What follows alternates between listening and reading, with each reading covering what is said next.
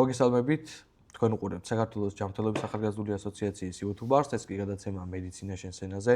დღევანდელი ჩვენი ეპიზოდი დაეთმობა თანამედროვეობაში სამყაროს ერთ-ერთ ყველაზე გადაუჭრელ პრობლემას, თამბაქოს მოხმარებას, ჯანმრთელობაზე მოქმედება ფსიქოემოციური ზიანი, რეკომენდაციები და სტატისტიკურად დადასტურებული კვლევები. ამ და სხვა მნიშვნელოვან თემებზე სასაუბროთ ჩვენი დღევანდელი გადაცემის სტუმარია ასოცირებული პროფესორი, ჯანდაცვის პოლიტიკის ექსპერტი, თამბაქოს კონტროლის ალიანსის თავმჯდომარე და ჯორჯიის უნივერსიტეტის მეცნიერ თანამშრომელი გიორგი ბახტურიძე. მოგესალმებით ბატონო გიორგი, ძალიან დიდი პატივია ჩვენთვის რომ ხართ ამ გადაცემის სტუმარი და მე მგონი ძალიან საინტერესო ეპიზოდი გამოგვივა დღეს. მადლობა მოწვევისათვის, მივესალმები ახალგაზრდებს და მაყურებელს, რომელიც თქვენი არხით ეცნობა ძალიან საინტერესო და მნიშვნელოვანი ინფორმაციას, როგორც მედიცინის, ახლა მედიცინა არის ძირითადი ფოკუსი, მაგრამ ჩემი ძირითადი მისია და ამოცანა მაინც ჯანმრთელობა, მოსახლეობის ჯანმრთელობის შენარჩუნება, რაშიც მედიცინას ძალიან და გადამწყვეტი როლი მაინდა-მაინც არ აქვს. მოდი პირდაპირ ვთქვა, დაახლოებით 10-12%-ია მედიცინის როლი ადამიანების ჯანმრთელობაზე. სხვა დანარჩენი არის ქცევა, რაზეც ჩვენ საუბრობთ ახლა.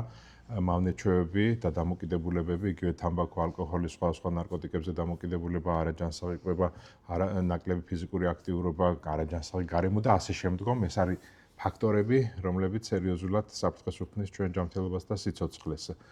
ვიცით რომ თამბაქოს მოხმარება წარმოადგენს რისკ ფაქტორებს რიგი დაავადებებისთვის. პოტენციურად რომელ დაავადებებზე აწერენ ხელს თამბაქოს მომხმარებლები და ემუქრება თუ არა იგივე დაავადებების რისკი, თქვა პასიურ მძაბლებს. ხო, ეს უკვე 10 წლების განმავლობაში უამრავი მტკიცებულება შეიკრიბა და მოდი ვთქვათ რა არის თვითონ თამბაქო და თამბაქოს ნაწარმი, ხო? თამბაქოს ნაწარმის კვამლში წვის შედეგად წარმოიქმნება დაახლოებით 7000-მდე ქიმიური ნივთიერება. აქედან დაახლოებით 250-ია ტოქსინი, 70-ია კანცეროგენი. ანუ ფაქტიურად კიბოს გამომწვევი აგენტები და წარმოიდგინეთ, რომ ყოველდღიურ რეჟიმში ორგანიზმში შედის ეს ასობით მომწავლელი ნივთიერება. თან არ დაგვავიწყდეს, რომ ჩემასაკში არავინ არ იწყებს მოწევას ფაქტიურად. ხო, ეს არის ბავშვები და ახალგაზრდები, რომლებიც სინჯავენ გარკვეული ინტერესების გამო და შემდგომ უკვე დამოკიდებული ხდებიან მასზე და შემდგომ უკვე რთულია მასზე თავის დანებება. თუმცა შეუძლებელი არაფერი არ არის. ეხლა რაც შეეხება დაავადებებს, პირველი კავშირი სხვათა შორის 1964 წელს ამერიკის მთავარმა ექიმმა თავის მოხსენებაში, ყოველწლიურ მოხსენებაში დააფიქსირა, ანუ მანამდე არსებულ კვლევებზე დაყრდნობით, პირდაპირი კავშირი ფილტვის კიბოსა და მწვერვალობას შორის. და ეს კავშირი იყო დაახლოებით 90%-იანი, ანუ ყოველი 100 მწვერვალიდან 90-ს უვითარდებოდა და უფიქსირდებოდა ფილტვის კიბოს შემთხვევები. მომდევნო ანგარიშებში უკვე აღმოჩნდა და დადასტურდა იგივე თამბაქოს მოხმარების პირდაპირი კავშირი გულსისხლთა დაავადებების წარმოქმნასთან. და აქ კავშირი იყო დაახლოებით 15-20%-ის ფარგლებში და ასე შემდგომ. ამას მოყვა შემდგომ უკვე სხვადასხვა ანგარიშები, რომლებიც ეყრდნობოდა, რა თქმა უნდა, როგორც თქვით, მეტაანალიზებს, სხვადასხვა სამეცნიერო კვლევის შედეგებს, როგორც ბიოლოგიურს, ასევე სტატისტიკურს. ამის ხაზგასმა მინდა, იმიტომ რომ ხშირად არის ხოლმე კითხვები, რომ აი როგორ ადასტურებთ თქვენ, რომ პირდაპირ ვთქვათ, თამბაქოსგან იყო გამოწვეული ესა თუ ის დაავადება. რა თქმა უნდა, აქ გითხარით ორი ტიპის მიმართულება კვლევებში, ეს არის ბიოლოგიური, რომელიც პირდაპირ ვთქვათ, აჩვენებს ამათი მუჯრედის ორგანოს გადაგვარების მექანიზმს და შესაბამისად შეგვიძლია დავასკვნათ პირდაპირი კავშირები იმ ქიმიურ ნივთიერებებზე, რაც თამბაქოს კვამლშია და ასევე იმ გადაგვარებულ უჯრედთან დაკავშირებით და მინდა გითხრათ, რომ ამის ერთ-ერთი ნათელი მაგალითია ისიც, რომ რამოდენიმე ღერმა ასე ვთქვათ, მოწეულმა სიგარეტმა ჩართო კანცეროგენეზის მექანიზმი. და საიდან დადასტურდა ეს? იქედან რომ ის კანცეროგენები, რომელიც თამბაქოს კვამლში იყო დაფიქსირებული, მათი საშუალებით მოხდა ამ უჯრედების გადაგვარება. სხვა კანცეროგენების ზემოქმედება არ იყო დაფიქსირებული და აქედან გამომდინარე დადგინდა ეს კავშირი. რაც შეეხება სტატისტიკურ კვლევებს, უკვე ეს ასეულ ათასობით ადამიანზე ჩატარებული კვლევებია და სტატისტიკურად სანდო, იცით თქვენ ეს პროგრამები თქვენ მეცნიერულ კვლევებში იყენებთ და მეთოდებში უფრო სწორად და ეს კავშირით სტატისტიკურად აბსოლუტურად სანდო იყო და ამ სწორედ კვლევებზე დაყრდნობით აღმოჩნდა რომ ფილტვის კიბოს სხვადასხვა ლოკალიზაცია, გულსისხლთა დაავადებების ფართო სპექტრი, ცერებრო-ვასკულარული პრობლემები, დიაბეტთან კავშირი, ტუბერკულოზის გართულებები, ხა პირდაპირ ტუბერკულოზს რა თქმა უნდა თამბაქოს მოხმარება არ იწვევს, მაგრამ მიკობაქტერია იწვევს, მაგრამ მის გართულებას და ლეტალურ შედეგებთან პირდაპირ კავშირი აქვს თამბაქოს ინტენსიურ მოხმარებას. ამიტომ ფაქტიურად არ არსებობს ორგანო ან ორგანოთა სისტემა, რომელსაც არ აზიანებდეს თამბაქოს კვამლის შემადგენლობაში არსებული ეს ქიმიური ნივთიერებები, რაზეც მე მოკლედ მოგახსენეთ. ძალიან ბევრი დაავადება ჩამოთვალეთ, ისე ასე რომ ვთქვათ, გამწვავებაც და გამოწვევაც შეუძლია თამბაქოს, მაგრამ საზოგადოებაში ვრცელდება ის აზრი, რომ ელექტრონული სიგარეტები, გასახურებელი თამბაქო და სხვა მრავალი ასეთი პროდუქტები უფრო უსაფრთხოა ვიდრე კლასიკური თამბაქო. როგორი იქნება თქვენი აზრი ამასთან დაკავშირებით, როგორი აზრი გაქვთ და ასევე არსებობს თუ არა საკმარისი კვლევები, რომ დადასტურდეს, რომ ეს ახალი თამბაქოები, როგორც ელექტრონული სიგარეტი ან თუნდაც გასახურებელი თამბაქო, უფრო ნაკლებად მავნებელია ვიდრე ტრადიციული. ხო, ეს არის ერთგვარი მარკეტინგული ხრიკები თამბაქოს ინდუსტრიის, რომელიც ადრე არ ფლობდა ელექტრონულ სიგარეტს და არც გასახურებელი თამბაქოს, ვთქვათ, გამოგონებული იყო მათი მხრიდან, მაგრამ ელექტრონული სიგარეტი 80-იანი წლების ბოლოს შეიქმნა ჰონკონგში და იქედან განვითარდა, თუმცა ბოლო 10 წლების განმავლობაში ამ ბიზნესს ძირითადად ფლობს უკვე თამბაქოს ინდუსტრია მთლიანად, გლობალურად და ის ახდენს მის მარკეტინგს და შესაბამისად ითრევს ამ ნარკომანიის ამ ახალ ფორმაში ბავშვებს და ახალგაზრდებს. ეხლა რაც შეეხება მოკლედ მავნეობამდე მოდი გავრცელებაზე ვთქვათ, საქართველოში საკმაოდ გავრცელდა ბოლო 5 წლის განმავლობაში ელექტრონული სიგარეტის მოხმარება, განსაკუთრებით ბავშვებში და ახალგაზრდებში. თუ მაგალითად 2019 წელს ელექტრონული სიგარეტის მოხმარება არასრულწლოვნებში იყო დაახლოებით 7%, გასულ წელს დაავადებათა კონტროლის ცენტრის მიერ ჩატარებულ კვლევებზე დაყრდნობით უკვე 15%-ია. ეს არის ციფრი, რასაც ბავშვები ახლა თვითონ ამხელენ. არის შემთხვევები, როდესაც შეიძლება დამალოს ბავშვმა მოზარდმა მისი მწვერვალობის სტატუსი და სხვა თამბაქოს ან ნიკოტინის პროდუქტებზე დამოკიდებულება. ამიტომ ზოგადად ეს ტენდენცია თქვენს შეამჩნევდით, რომ გახშირებულია და თქვენს ირგვლივაც ალბათ ბევრი მოზარდი ან ახალგაზრდა სინჯავს, მასე ესე ვთქვათ დამოკიდებულების წარმოქმნა საკმაოდ ადვილია, იმიტომ რომ მოწევის ინიციირება, ანუ დაწყება საკმაოდ მარტივია. მას არ ჭირდება ის ჩვევები, რაც სიგარეტის დაწყებასთან არის დაკავშირებული, არა აქვს ის მძაფრი, ვთქვათ, სუნი და ასე შემდგომ, რაც სიგარეტთან არის დაკავშირებული, ასევე აქვს სხვადასხვა ესეთი მიმზიდველი ფორმები, ვთქვათ, იგივე მეხსიერების ბარათის ფორმა აქვს ზოგიერთ შემთხვევაში, საწერკალამის და ასე შემდგომ და ხშირად შეუმჩნეველია ხოლმე მშობლებისათვის და პედაგოგებისათვის იგივე სასწავლო პროცესში. ჩვენ რამოდენიმეჯერ დავაფიქსირეთ ფაქტი, როდესაც პედაგოგმა შეამჩნია, ვთქვათ, სკოლის პერიოდში გაკვეთილზე მოიხმარდა, ვთქვათ, ბავშვი ელექტრონულ სიგარეტს, დაიბარა მშობელი და უთხრა ამის შესახებ, მაგრამ აღმოჩნდა, რომ მშობელი ინფორმირებული იყო და პირიქით თურმე თვითონ ესე რომ ურჩევდა კიდევაც არომატებს. ეს არის უკვე კატასტროფა, ეს არის ჩვენი საზოგადოების ცნობიერების დაბალი დონის მანიშნებელი და მე მადლობა მინდა გითხრათ, რომ ამ თემებით ხართ დაინტერესებული და საზოგადოება, რომელიც ახლა მოგვისმენს, ეს იქნება ძირითადად მაინც ახალგაზრდები, მოზარდები და ასე შემდგომ, მათ საყურადღებოდ და მათი მშობლების საყურადღებოდ მინდა ვთქვა, რომ უკვე არსებული მეტაანალიზების საფუძველზე გასულ წელს დადგინდა, რომ ის დაავადებები, რაც დაკავშირებულია თამბაქოს, ვთქვათ, მოხმარებასთან, ასევე არის დაკავშირებული ელექტრონული სიგარეტის მოხმარებასთან, ანუ არანაირი სხვაობა დაავადებების გავრცელების თვალსაზრისით, წარმოქმნის გენეზისის თვალსაზრისით არ არსებობს თუ შევადარებთ ჩვენ ჩვეულებრივ თამბაქოს ელექტრონულ სიგარეტთან. ეხლა რატომ? აი ეს მემა კითხვა. იქ გვაქვს 7000-მდე ქიმიური ნივთიერება, აქ არა გვაქვს ამდენი ქიმიური ნივთიერება. უბრალოდ არის დაახლოებით, მინდა გითხრათ, 15000-ზე მეტი არომატიზატორი შექმნილი, მაგრამ 15000 არომატიზატორი კი არ არის ამ ვთქვათ, ან ვეიპში, ან ვთქვათ, ერთჯერად ელექტრონულ სიგარეტებში, არამედ გარკვეული ჯგუფია, რა თქმა უნდა, არომატიზატორების, ასევე გლიკოლი გამოიყენება გამხსნელად და ასევე არის დამატებული კიდე კონსერვანტები, სხვადასხვა ქიმიური შენაერთები და რა ხდება? მოგეხსენებათ თქვენ ელექტრონულ სიგარეტში არის ელექტრობატარეის მსგავსი მოწყობილობა, რომელიც ახურებს ამ სითხეს შედეგად წარმოიქმნება ორთქლი და ამ ორთქლში რა ხდება? ელემენტარული ქიმიის, ესე ვთქვათ, სკოლაშიც ისწავლება და უმაღლეს სასწავლებლებში, პიროლიზის პროცესი წარმოიქმნება 100 გრადუსზე მეტად ხურდება ამ შემთხვევაში ის ნივთიერებები, რაც არის მოთავსებული სითხის სახით ელექტრონულ სიგარეტში და პიროლიზის შედეგად ეს თითქოს და უნებელი, ვთქვათ, გლიკოლი შეიძლება, რა თქმა უნდა, სამედიცინო წარმოებაში და ჩვეულებრივად საქმიანობაში გამოიყენება.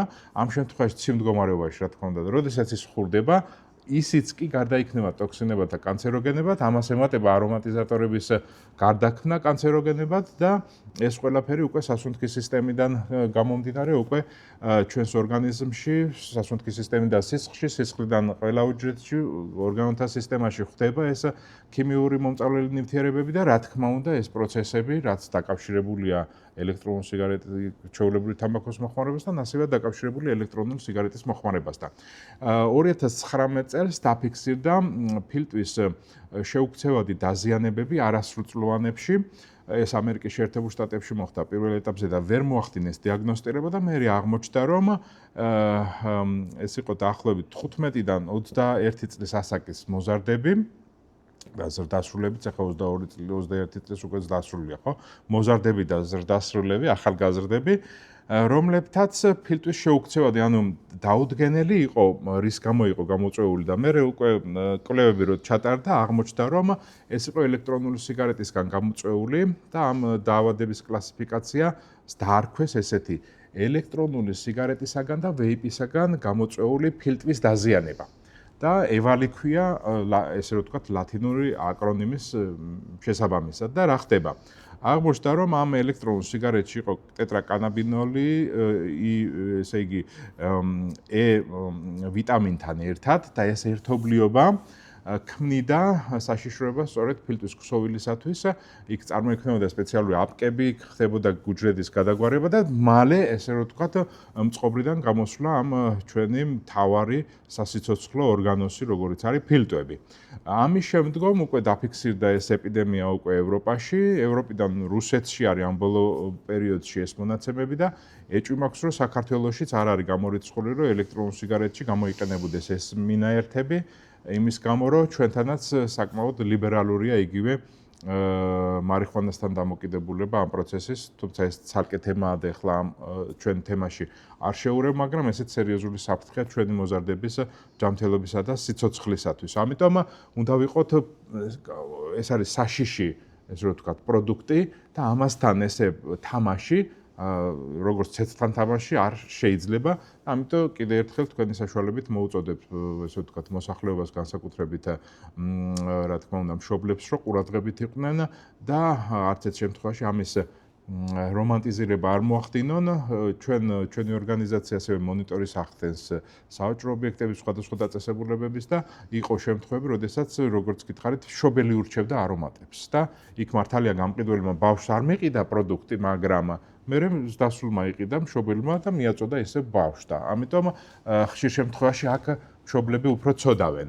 რაც შეეხება გასახურებელი თამბაქოს პროდუქტებს, აქაც უკვე მიუხედავად იმისა, რომ ეს პროდუქტი ელექტრონული სიგარეტი კარგახსნის სტაჟიანია, ხო, ვთქვათ, 1997 წელს შეიქმნა საკმაოდ დიდი, ესე რომ ვთქვათ, ისტორია.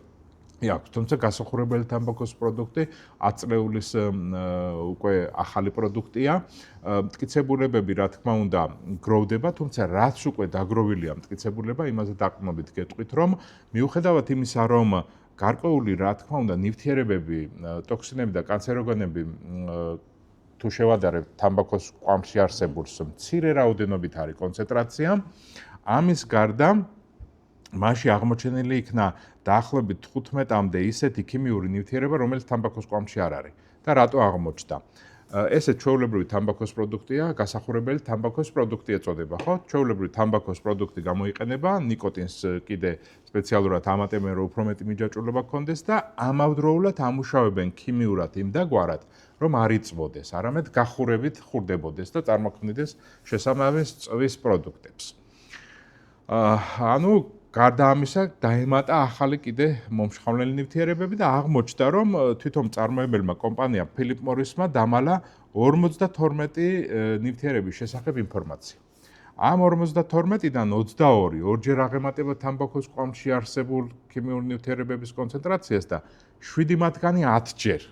რომელი ზიანის შემცირებაზე ვსაუბრობთ, ეს პროდუქტები პოპულარიზირებულია აქ და Philip Morris-მა უკანონოდ, რა თქმა უნდა, ჩვენი მონაცემებით დაახლოებით $3 მილიონ ჩადო საქართველოზე ვსაუბრობ, ამ ლეტალური ახალი ტიპის ლამაზად შეფუთული პროდუქტების პოპულარიზაციაში და ჩართვა ამ პროცესში სამწუხაროდ სამედიცინო დარგის სპეციალისტები.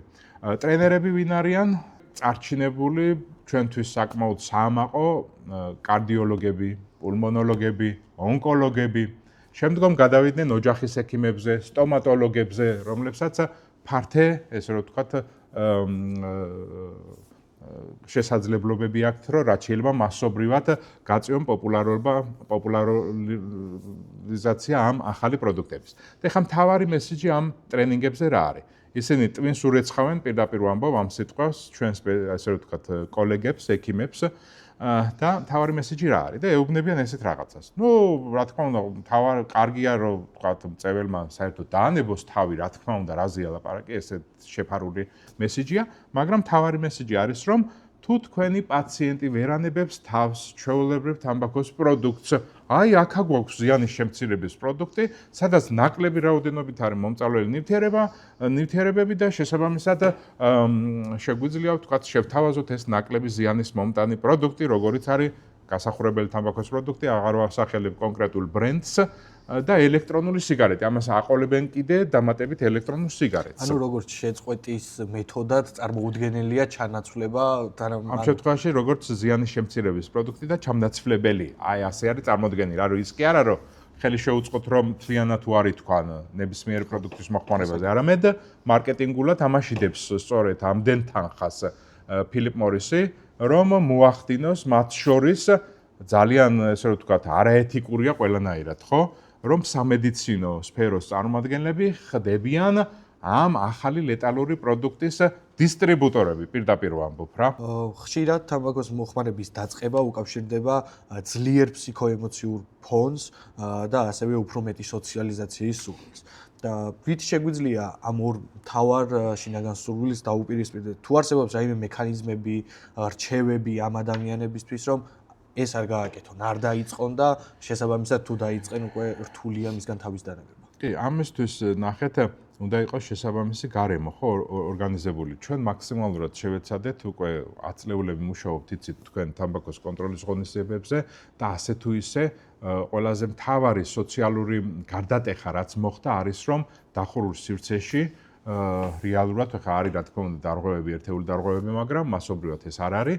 დაახლოებით 95%-იანია, ესე ვთქვათ, დაცვა ამ კანონის მოთხოვნების და აბსოლუტურად ყველა სივრცე, საჯარო სივრცეზეა საუბარი, საზოგადოებრივი კვების ობიექტები, საზოგადოებრივი ტრანსპორტი, სახელმწიფო და კერძო დაწესებულებები, უნივერსიტეტები, სკოლები, ისედაც განთავისუფლებული უნდა ყოფილიყვნენ. უბრალოდ ეფექტური მექანიზმები არ იყო თავის დროზე ჩადებული სპეციალურად და ეხლა უკვე ეს მექანიზმები არსებობს და მაქსიმალურად არის ეს დაცული ეს გარემო, მაგრამ სამწუხაროდ ასევე არის არამხოლოდ საზოგადოებრივი თავშეყრის ადგილებში მოწევა აკრძალული, ასევე რეკლამა, პოპულარიზაცია და სპონსორობის ყველა ფორმა ამ ყველა პროდუქტზე, მინდა გითხრათ კიდე ერთხელ, არის აკრძალული.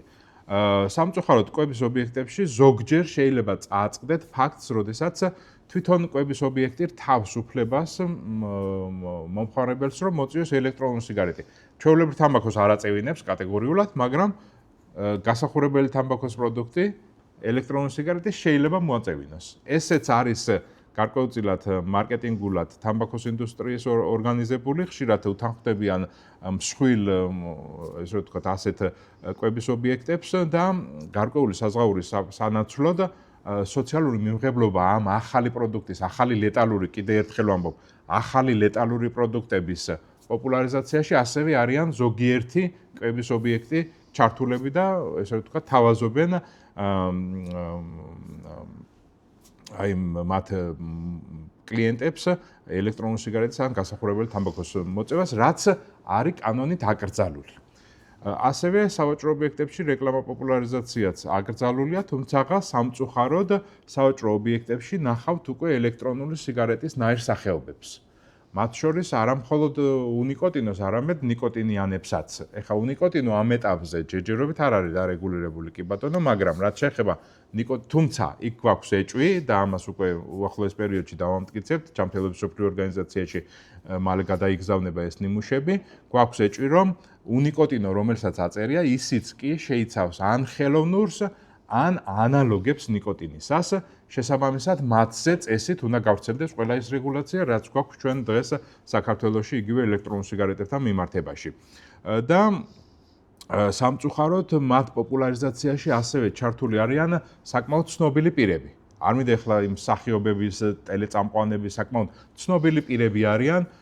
ზოგს YouTube არხი აქვს თავისი და იმ YouTube არხში პირდაპირ სთავაზობს მის ესე რომ ვთქვათ რესპონდენტს სტუმარს ელექტრონული სიგარეტის არომატების გასინჯვას პირდაპირ ესე რომ ვთქვათ ეთერში თუ ჩანაწერში არ აქვს ამას მნიშვნელობა და ხშირია შემთხვევები, როდესაც იგივე სოციალურ მედია პლატფორმაზე, Facebook-ზე, Instagram-ზე, TikTok-ზე და ასე შემდგომ ცნობილი სახეები ინტენსიურად ეწევიან ამ ელექტრონული სიგარეტების მოხმარების დემონსტრირებას და პოპულარიზაციას, რაც რა თქმა უნდა ესე მარტივად არ ხდება, ხო? საკმაოდ სერიოზულ დაფინანსებას იღებს ეს ადამიანები ამ ახალი ლეტალური პროდუქტების ბავშვებში და ახალგაზრდებში პოპულარიზაციისათვის.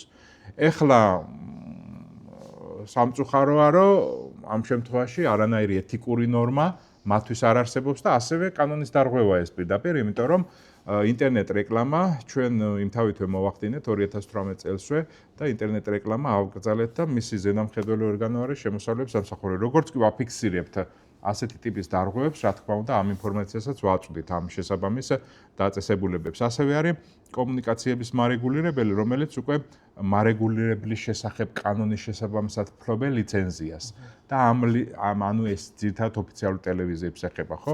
ეხლა Facebook-ი არ არის ოფიციალური არხი ამ შემთხვევაში კომუნიკაციების მარეგულირებლისთვის. ტელევიზიებშიც თუ კი ფიქსირდება, ვთქვათ, ბრენდინგი ან რაიმე product placements, რასაც ეძახიან, ვთქვათ, ან ჩვეულებრივად კოლოფიდევს, ან მოწევის დემონსტრირება, ამ შემთხვევაშიც კანონი არეგულირებს, რომ თუ კი გადაცემაში ან ფილმში არის დემონსტრირება მოწევის, ალბათ თქვენც გსმენიათ და უყურებთ, ამ გადაცემის დასაწყისში, ან ფილმის დასაწყისში და ბოლოში უნდა იყოს სამედიცინო გაფრთხილება, რომელიც აფრთხილებს მოსახლეობას, რომ აქ არის მოწევის ფაქტები და ეს მოწევა, ვთქვათ, რა ზიანს აყენებს მათ და მათ მომავალ თაობებს. ეხლა რაც შეეხება იმ თემას, რასაც თქვენ ამბობთ, რომ ინიცირება, რა, საიდან იწყება. ამ შემთხვევაში, რა თქმა უნდა, ინტერესია პირველი წყარო, ასევე თანატოლები, რომლებიც ზოგჯერ აიძულებენ თანატოლებს, რომ გასინჯონ, ეს უძლიერესი ნარკოტიკია, მინდა გითხრათ, ჰეროინის და კოკაინის შემდგომ მოდის უკვე ნიკოტინი. მერე მოდის ალკოჰოლი თავის დამოკიდებულებით, მერე მოდის მარიხუანა. და ასეც რო არის ინფორმაცია, რომ თითქოს მარიხუანა არ იწვევს დამოკიდებულებას და ასე შემდგომ. მერე მოდის სხვა, ესე ვთქვათ, ნარკოტიკული ნივთიერებები. წარმოიდგინეთ და უძლიერესი ნარკოტიკია სინამდვილეში ნიკოტინი. ამიტომ რაც შეეხება იმას, რომ ბავშვები ახლა იცით თქვენ, რომ ფსიქოლოგიურად არ არიან მყარად ჩამოყალიბებული, პიროვნული თვისებები მყარი არ არის და შესაბამისად უფრო მეტი ცდუნებაა, რომ ამ შემთხვევაში გახდნენ დამოკიდებული ამ პროდუქტზე და სხვათა შორის გოგონებშია კიდე მოარული აზრი, წონის კონტროლისთვის იწყებს ბევრი ამ ლეტალური პროდუქტის მოხმარებას, რაც სერიოზულ დარტყმას აყენებს პირველ რიგში მათ რეპროდუქციურ ფუნქციას გოგონებისას და რა თქმა უნდა პირველ რიგში კანის ესე ვთქვათ ჯანმრთელობას, რაც პირდაპირ კავშირშია მათ სილამაზესთან, ხო? ანუ იმის ნაცვლად რომ მოუფრთხილდნენ როგორც მათ რაც ბუნებამ და ღმერთმა დაამადლა, რომ ვთქვათ მოახდინოს გამრავლება მოსახლეობის და პლუს შეინარჩუნოს ის სილამაზე, რაც ასევე აქვს ბუნებიდან გამომდინარე მინიჭებული, ფაქტურად ამის დარღვევას ადრეული ასაკიდან ახდენენ სწორედ ამ მითების გამო ამ მითების პოპულარიზაციას კიდე სწორედ ეწევა თამბაქოს ინდუსტრია, მასთან ასოცირებული ორგანიზაციები და ასე შემდგომ. შეაგდებენ ხოლმე ამ ახალგაზრდებში ამ მითებს, ის მითები ასევე ელექტრონულ სიგარეთთან დაკავშირებით, გასახურებელ თამბაქოსთან დაკავშირებით ასე შემდგომ, რომლებზეც წამოეგება ბავშვები, იმიტომ რომ არ არის მყარად ჩამოყალიბებული, როგორც ვთქვით, მათი ფსიქიკა. და შემდეგ უკვე როცა დამოკიდებული ხდებიან, უკვე რთულიად გვიანია უკან დაბრუნება და ჯანმრთელობისკენ წასვლა, მაგრამ შეუძლებელი არ არის. ამაზე ცოტა მოგვიანებით ვისაუბრებთ. მეორეა, რა თქმა უნდა, თქვენ ახსენეთ სოციალიზაცია. არის ხოლმე ასევე მოარული აზრი, მაგრამ სოციალიზაციის უამრავი საშუალება არსებობს. რაღა თამბაქო გამოვიყენო სოციალიზაციისათვის, ხო? კომუნიკაციის მithumet ეს ახლა დღევანდელ პირობებში უამრავი საშუალებაა, ხო? და არ გვჭირდება მაინდა-მაინც სადმე გავიდეთ მწეველები ერთად, რომ ვთქვათ, მოვახდინოთ სოციალიზაცია, ხო, ერთმანეთის. ამიტომ ეს არის ამ შემთხვევაში ცდუნებები და მე მოვუწოდებ ნებისმიერი ხა ბავშვებისთვის მოწოდება ცოტა რთულია, იმიტომ რომ მათ არ ესმის ჯერ ერთი თანატოლები შეიძლება გაიგონონ, მაგრამ უფროსის მოწოდება შეიძლება მაინდა-მაინც ყურად არ იყონ. ამიტომ თანატოლებს ვთხოვ, ვისაც აქვს ხოლმე გავლენები მათზე, რომ მათ მიცენ მაგალითი და შეუწყონ ხელი იმას, რომ ბავშვებმა, ახალგაზრდებმა არ დაიწყონ მოწევა და კონდეს მართლა ჯანმრთელობისთვის ხელშემწყობი გარემო. ეს გარემო თამბაქოსთან მიმართებაში ასე თუ ისე გვაქვს, ამის თქმა მინდა. მაგრამ გაუმჯობესება საჭიროა, აუცილებელია, ყურადღების მოდუნება არ არის ისა პრობლემა ასევე და ასევე არის ის, რომ სამოქალაქო შეგრძნება ამ შემთხვევაში არ აქვს ბევრს. ბევრს მოწონს თამბაქოსგან თავისუფალ კვების ობიექტში შესვლა, მაგრამ თუ დაინახავთ, თქვათ, მწეველი და ვინც არ ღვევს კანონს, არც ერთ შემთხვევაში პატარა შენიშვნასაც არ მიცემს. არა მხოლოდ წეველთან არც უნდა შეხვიდე კონფლიქტში, მაგრამ მენეჯმენტს ხო შეგიძლია მიმართო ბოლო-ბოლო მიმტანს თხოვო და უთხრა, რომ იქნებ მოახერხოთ, რომ იმ გვერდით მაგიდაზე თუ მოშორებით ვიღაც რო ეწევა, თქვათ, უზრუნველყონ ის, რომ არ მოხდეს ამ ფაქტის ესე რომ ვთქვათ გაგრძელება რა. ამიტომ თვითონ საზოგადოებასაც აქვს ამ შემთხვევაში დიდი როლი. პირველ რიგში რა თქმა უნდა ოჯახის, სკოლა, სამეზობლო, სამეგობრო, სანათესაო, ყველას ჩვენი როლი და ფუნქცია გვაქვს ამ შემთხვევაში რა. თქვენ უკვე ბევრი ვისაუბრეთ დამოკიდებულებაზე და მის მაპროვოცირებელ ასე რომ ვთქვათ მიზეზებზე, მაგრამ თქვენი გამოცდილებით რა არის ის ზღვარი, ის ხშირი ზღვარი, როდესაც უკვე პაციენტები ან მწეველები ასე რომ ვთქვათ იღებენ იმ გადაწყვეტილებას, რომ დაანებონ თავი მოწევას. რა არის ის ფსიქოემოციური ფონი, რაც წინ უძღვის ამ გადაწყვეტილებას? დაახლოებით 2006 წელი იყო, როდესაც მეიოს კლინიკაში მოვხდი სპეციალურად ამ ტრენინგებზე. ანუ ტრენერთა ტრენინგები იყო თამბაქოზე თავის დანებების კუთხით და მას შემდგომ ვარ ამ პროცესში, მე ევროპაში სერტიფიცირებული კურსები, მე უკვე პაციენტების საკმაოდ დიდი არმია მყავდა და ძირითადი მიზეზი მაინც არის გარკვეული პრობლემები. ჯანმრთელობის თვალსაზრისით გამოხატული. შეიძლება სუნთქვის გაძნელება იყოს, შეიძლება ჩხვლეტები იყოს კერდის არეში და ასე შემდგომ, გამოხატული სუბიექტური, ესე ვთქვათ, მდგომარეობები და ასევე ობიექტური, უკვე ჩატარებული კვლევის საფუძველზე, რომ სერიოზული დაავადება გამომდინარდათ, ინფარქტი, ინსულტი, სხვადასხვა ლოკალიზაციის კიბო და ასე შემდგომ, როდესაც პირდაპირ ნაჩვენებია, რა თქმა უნდა, თამბაქოს გადაგდება, მაგრამ როდესაც ჩვენ ვართ ჰომო საპიენსები, გონიერი ადამიანები, გონიერი არსებები და არ უნდა მივიდეთ და მივიყვანოთ ჩვენი ჯანმრთელობის მდგომარეობამდე, კრიტიკულ ზღვარამდე, ხო? როცა კრიტიკულ ზღვარამდე მივდივართ, იქ ნაკლებია შანსი, რომ დიდხანს გადავრჩეთ და ხანგრძლივად და ხარისხიანად ვიცხოვროთ. ამიტომ, რაც შეიძლება რეკომენდირებული არის ადრეულ ასაკში, საერთოდ არ დავიწყოთ ეს მთავარი თეზა. და მინდა მოვუწოდო კიდე ერთხელ ჩვენ ბავშვებს და ახალგაზრდებს, მაგრამ ვიც უკვე ეწევა და დამოკიდებულია. რაც შეიძლება მალე უნდა ვთქვათ ვარი ამ ნებისმიერ პროდუქტზე. ეს შეიძლება იყოს სულაც მოსაწევი მცენარეული პროდუქტებიც არის. ისიც ალკალოიდებია და სერიოზულ მიჯაჭვულობას იწვევს ზოგიერთ შემთხვევაში. ამიტომ და ზიანს, რა თქმა უნდა, იმიტომ რომ წვის პროდუქტია და როგორც ვთქვით, იმ წვის პროდუქტებში კანცეროგენებიცა და ტოქსინებიც არის.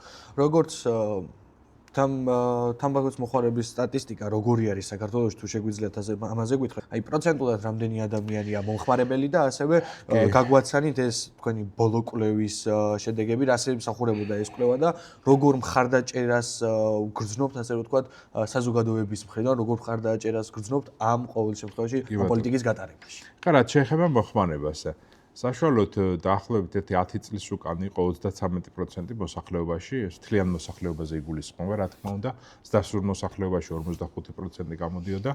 შემდგომ უკვე სხვადასხვა პოლიტიკების გამო იქ გადასახედები, აქ შეზღუდვები საზოგადოებრივ თავშეყრის ადგილებში და ასე შემდგომ, ამ პროცესების შედეგად ახლა ვართ 26%-ზე ჩამოსული, მაგრამ ვაყოლებ იქედან გამომდინარე, რომ ეს საუბარია მხოლოდ კონკრეტულ სიგარეტებზე. რაც შეეხება ახალ პროდუქტებს, აქ გვაქვს სერიოზული მატება და გვაქვს სავარაუდო ეჭვი, რომ დაახლოებით, როგორც თამბაქოს ჩვეულებრივი პროდუქტი, ასევე ნიკოტინის შემცველი და ეს გასახურებელი თამბაქოს პროდუქტების საერთო მოხმარება ჯამში არიან dual user-ებს, რასაც უძახით, ორმაგი მომხმარებელი, ხო, იმასაც მოიხმარს, ამასაც მოიხმარს, ხო? ამ შემთხვევაში ჯამში დაახლოებით ვფიქრობთ, რომ ეს არის 35%. ეხლა რაც შეეხება ამ ახალ კვლევას, ეს გახლავთ ჯორჯიის სახელმწიფო უნივერსიტეტთან ერთად დაგეგმილი კვლევა იყო. ასევე აქ ჩვენი კოლაბორატორი იყო სოციალური კვლევისა და ანალიზის ინსტიტუტი. ბატონი პროფესორი იაგო კაჭკაჭიშვილია ხელმძღვანელი ამ ორგანიზაციის და ასევე ბატონი იაგო გახლავთ თბილისის სახელმწიფო უნივერსიტეტის სოციოლოგიის დეპარტამენტის ხელმძღვანელი მოგეხსენებათ და საკმაოდ სერიოზული ორგანიზაცია, ასევე დამოუკიდებელი, ანუ ისინი ბიზნესისგან დაფინანსებას არ იღებენ.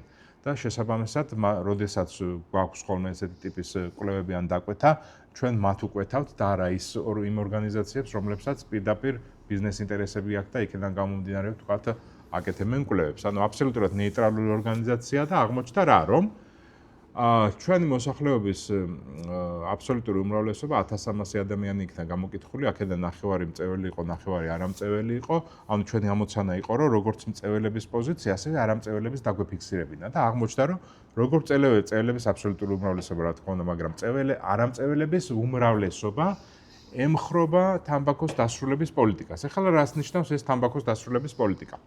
საქართველოს რომ იყოს თამბაქოსგან თავისუფალი, ამ შემთხვევაში ყველა პროდუქტის მოხმარება, როგორც ჩვეულებრივი თამბაქოსი, ასევე გასახურებელის, ასევე ელექტრონული სიგარეტის, ასევე მცენარეულის და ასე შემდგომ არ აქვს მნიშვნელობა ამ შემთხვევაში მოხმარება უნდა იყოს 5%-ზე ნაკლები მთელს მოსახლეობაში. ამ შემთხვევაში ჩავთვლით, რომ საქართველოს არის თამბაქოსგან და მასთან დაკავშირებული პროდუქტებისაგან თავისუფალი ქვეყანა. მაგრამ რაც შეეხება როგორ მივიდეთ აქამდე, არის რამოდენიმე პოლიტიკა. ერთი არის მაგალითად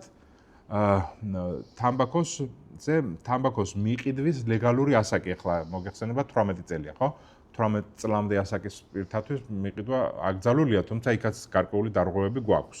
მაგრამ რაც შეეხება ამ ასაკის ზრდას, პირველი ვთქვათ, ნაბიჯი იქნებოდა 21 წლამდე მისი გაზრდა და შემდგომ ყოველ მომდევნო ჯერზე 1 წლით ამ ასაკის გაზრდა, რაც ტენდენციებია დასავლურ ქვეყნებში და ოკეანეის გაღმა, ეგ ავსტრალია და ახალი ზელანდია, რა თქმა უნდა, ამ შემთხვევაში საკმაოდ ისეთი პიონერები, ხო?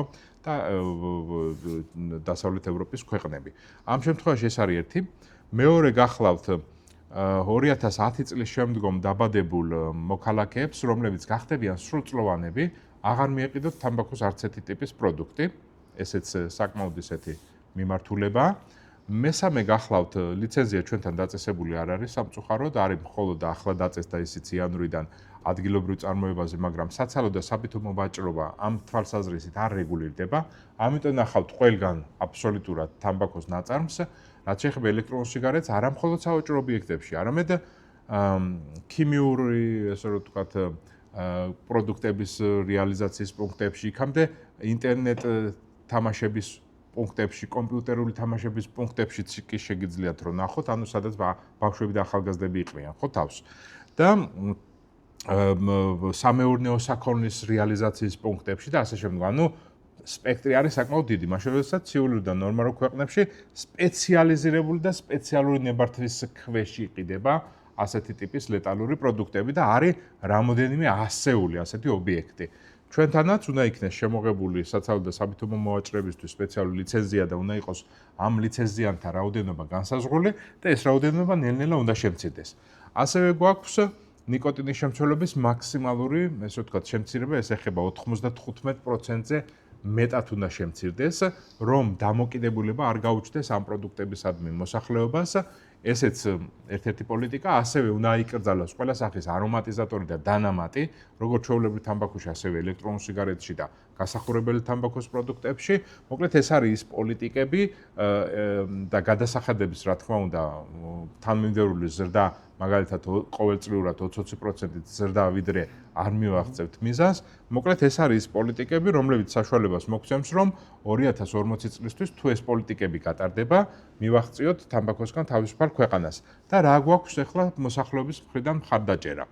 თვითონ თამბაქოს დასრულების პოლიტიკისადმი არის 75%-იანი მხარდაჭერა, მაგრამ ყველა ამ პოლიტიკისადმი, რაც მე ჩამოთვალე, არის 70%-იანი მხარდაჭერა. როგორც გითხარით, აქ იგულისხმება როგორც წევრი, ასევე არამწევრი მოსახლეობა. ძალიან დიდი მადლობა ბატონო გიორგი დღევანდელი გადაცემაში სტუმრობისათვის და ასე ამომწურავად განხილვისთვის. რა არის მიზეზები, რა არის გამოწვევები და როგორ უნდა დაანებონ თავი მწევერებმა ამ მავნეჩვევას.